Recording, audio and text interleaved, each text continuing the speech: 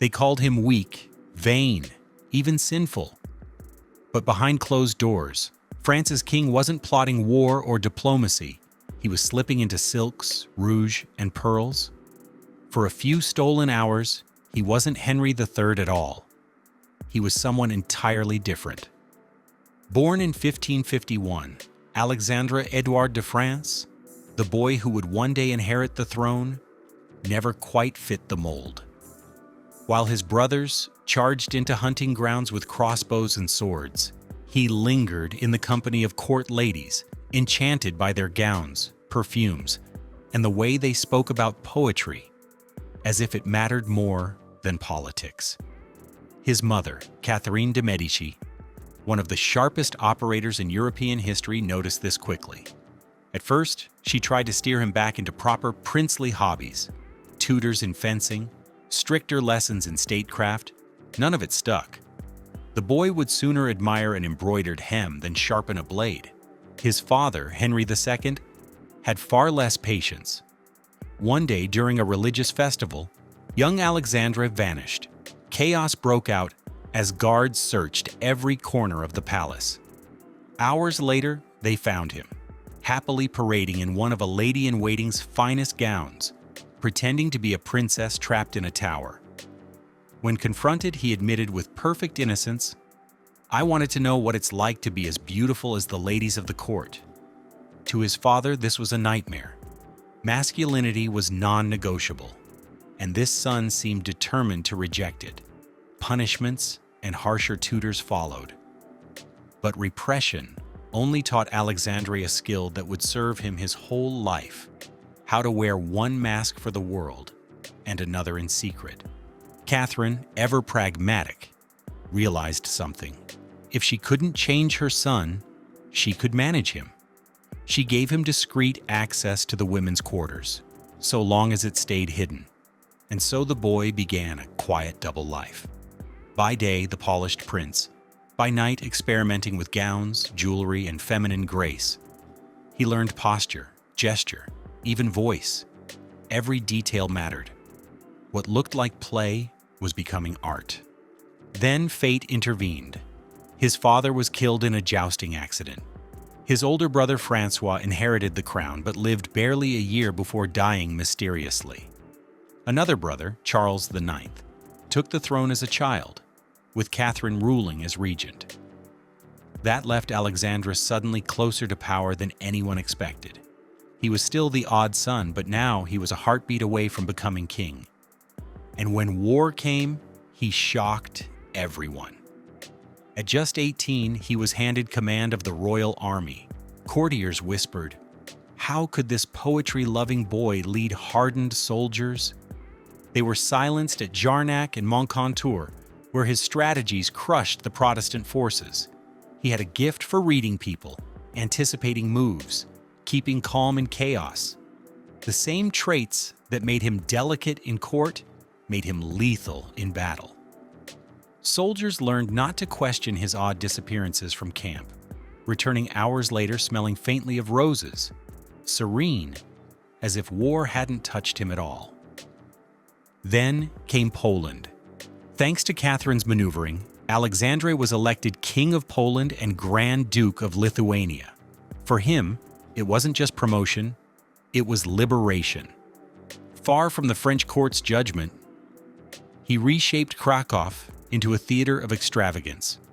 He surrounded himself with beautiful young Frenchmen, nicknamed the Darlings. Together, they staged elaborate private rituals. In secret chambers, the king and his companions dressed as noblewomen, complete with wigs, gowns, and performances so convincing that diplomats later wrote of seeing him appear with artificial breasts, so perfect they would fool any man. But the fantasy was short-lived. News arrived. His brother Charles IX was dead. Alexandre, now Henry III, was King of France. He fled Poland almost overnight, stopping in Venice to load up on silks, jewelry, and perfume, officially gifts for his queen, but records later revealed most were for himself. His coronation at Reims was grand, but for Henry, it was also the end of his freedom. Back in France, every move was under a magnifying glass.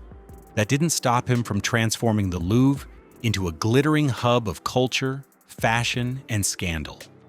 His minions followed him to Paris, and his private rituals continued in hidden chambers.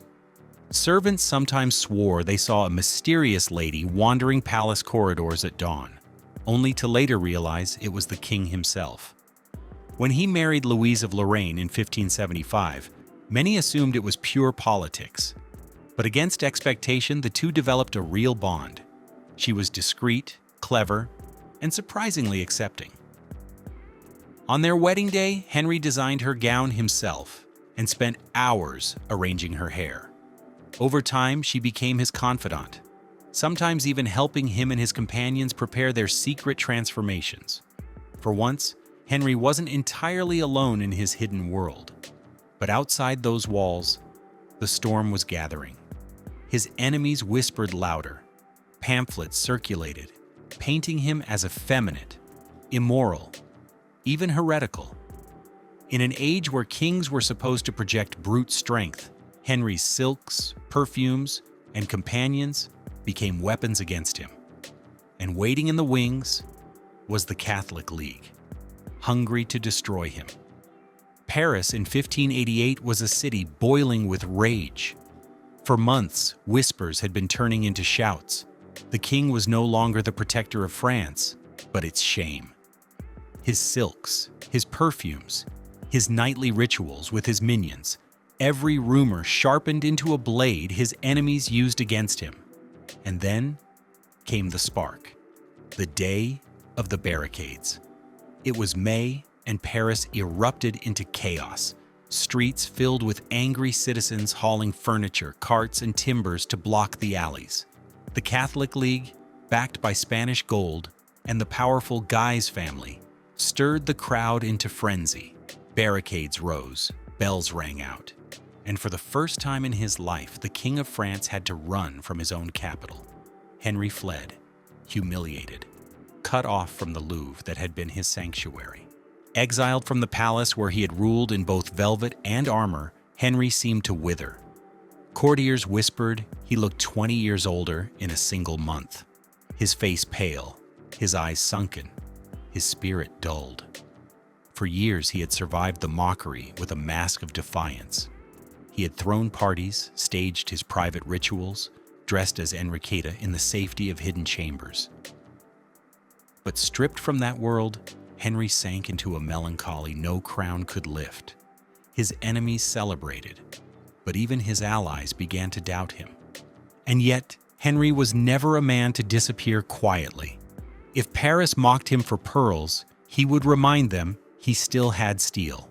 On December 23, 1588, he summoned Henry of Guise, the League's lion, the man who had turned the city against him, to a private meeting at Blois. Guise walked in expecting diplomacy. Instead, the king's guards fell on him. Daggers pierced him again and again until his body collapsed on the floor. The next morning, his brother, a high-ranking cardinal, was slaughtered too. 2 assassinations in 2 days. It was a move both brilliant and desperate, as dramatic as any of his performances. Henry, who once transformed himself into a woman of astonishing grace, had now transformed into an assassin king. But theatrics couldn't save him. The killings didn't restore his authority, they destroyed it. To Catholics, he was a monster who had butchered holy men. To Protestants, he was still untrustworthy. And to the people of Paris, he was both tyrant and scandal rolled into one. For the first time, Henry was truly alone. The minions who had once filled his world with laughter and rouge were scattered. Louise, his queen and confidant, stayed loyal but powerless. The Louvre's chambers, once alive with music and silks, were silent. Even the secret world he had built with Enriqueta, his hidden self, slipped away. He no longer had the luxury of disappearing into gowns and pearls. The king who had lived 2 lives now had only one, and it was closing in. The summer of 1589 brought no relief. The Catholic League tightened its grip, the kingdom fractured deeper, and Henry wandered through days in a haze of regret. He was only 37, but those who saw him said he carried himself like an old man. Still, some spark of hope lingered. He allied himself with Henry of Navarre, the Protestant leader who had long fought against the League. It was an uneasy partnership, but Henry III had no choice.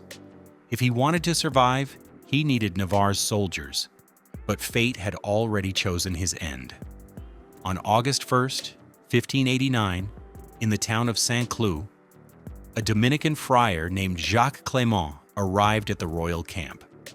He carried letters and claimed to bring urgent intelligence for the king. Henry, exhausted and perhaps too eager for loyalty, allowed him into his private quarters. The friar knelt, as if in devotion. Then, he lunged. From beneath his robes, he pulled a dagger and drove it deep into Henry's abdomen. The king collapsed. Guards rushed in, killing Clément on the spot, but it was too late. Henry's wound was mortal. Through the night, he lingered, writhing in agony. Those at his bedside recorded his words. He summoned Henry of Navarre and, with fading strength, named him heir. A Protestant on the French throne, it was unthinkable. But Henry III had no illusions left. Better Navarre than the fanatics who had hounded him to death. At dawn on August 2nd, the last Valois king was gone. His death shocked Europe, but what lingered was not his reign. It was his reputation. Henry III was remembered not as the strategist who commanded armies, not as the patron who transformed the Louvre into a palace of art and fashion, not as the king who dared to assassinate his enemies to hold power. No, history painted him as the effeminate monarch who paraded with minions, who painted his cheeks with rouge, who played at being a woman in secret chambers. His enemies had won the propaganda war. But peel back the layers of slander, and a far more complex figure emerges. Henry was not simply weak. He was not just vain. He was a man who lived with two selves, the warrior who wore armor by day, and the dreamer who slipped into corsets by night. A king who carried both a sword and perfume. A man mocked for his femininity, yet who drew strength from the very qualities others despised. His intuition, his patience, his obsession with detail, these made him a formidable commander. His taste for art, dance, and theater turned his court into one of the most dazzling in Europe. Even his marriage, so often dismissed as political convenience, was something rarer. Louise of Lorraine knew her husband's secrets. She didn't expose them, didn't shame him. She lent him her gowns, helped lace his corsets, even joined in the rituals with the minions. In an age where deviation from rigid gender roles could destroy dynasties, Louise gave him acceptance. Together, they built a private intimacy that most royal couples never knew. And what of Enriqueta, the feminine self Henry created? Historians now argue she was not escapism, but survival. When Henry transformed, powdered face, blonde wig, gown embroidered with gold, he wasn't abandoning his kingship. He was reclaiming the only part of himself the world refused to see. Enriqueta was both shield and sanctuary. Without her, he was consumed by duty, politics, and the venom of enemies. With her, he was whole. That is the tragedy of Henry III. His assassination ended his dynasty, but the real death came long before, when the world refused to accept his truth. For centuries, pamphlets and caricatures reduced him to mockery. The warrior was forgotten. The lover of beauty erased. The man who lived between two worlds silenced. And yet, if you listen closely, his story still whispers through the corridors of the Louvre. A king who dared to be both masculine and feminine, both ruthless and tender. A king who ruled with sword in one hand and a pearl necklace in the other. A man who lived not one life, but two, and paid the price for both. So maybe Henry III was not the weak king history insists he was. Maybe he was one of the bravest. If stories like this make you see history in a different light, go ahead and like, share, and subscribe, because the past is full of secrets, and some of them are far too human to stay buried.